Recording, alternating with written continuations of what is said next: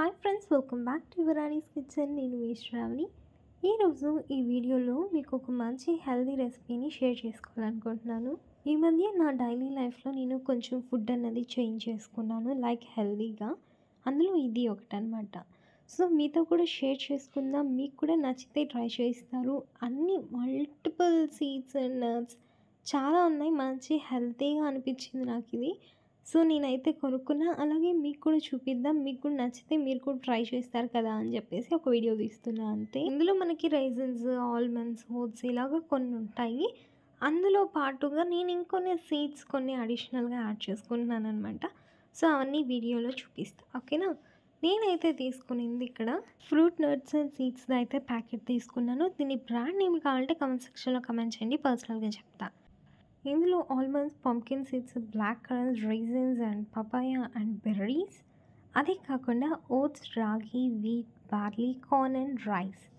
దాంతోపాటు vitamin and iron కలిసి ఉండేటటువంటి ఇంగ్రీడియంట్స్ అన్నీ ఉన్నాయని ప్యాకెట్లో అయితే ఇచ్చారు. అదేవిధంగా అన్నీ కూడా ఉన్నాయి కన్ఫామ్గా.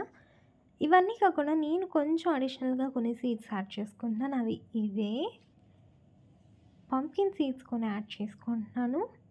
పంకిన్ సీడ్స్ ఒక 1 టేబుల్ స్పూన్, ఫ్లాక్స్ సీడ్స్ వచ్చేసి ఒక 1/4 టేబుల్ స్పూన్ చాలు. నెక్స్ట్ ఆల్మండ్స్ ఒక 3 మాత్రమే తీసుకుంటా, అంతకన్నా ఎక్కువ అస్సలు తీసుకోను. అది కూడా వీడియో హడావిడిగా నేను చెయ్యాలి అని అప్పటికప్పుడు అనుకొని చేశాను.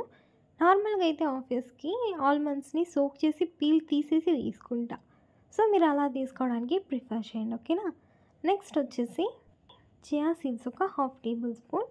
నెక్స్ట్ ఎండు ద్రాక్ష ఒక 10 to 15 వేసుకోండి, సరిపోతుంది. అంతే అండి. ఇవన్నీ వేసేసుకొని దీన్ని ఒక్కసారి అలా మిక్స్ చేసేసుకొని బాక్స్లో పట్టేసుకొని వెళ్ళిపోవడమే. అక్కడ ఆఫీస్లో ఆల్రెడీ మిల్క్ ఉంటుందన్నమాట వేడివేడిగా. సో అవి వేసేసుకొని అలా తినేస్తాను. మనం తిని సోక్ చేయాల్సిన అవసరం ఏం లేదు. సో డైరెక్ట్గా పాలను వేడి చేసుకొని మీకు కావాలి అనుకుంటే కొంచెం గోరువెచ్చగా చేసుకోండి, ఓకేనా.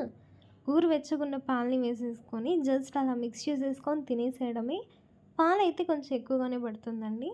ఇప్పుడు మీరు ఒక 1 కప్కి మీరు ఈ థింగ్స్ మొత్తం తీసుకున్నారు అనుకుంటే ఇంగ్రీడియంట్స్ 1.5 కప్ వరకు మిల్క్ అన్నది యాడ్ చేసుకోండి, ఓకేనా.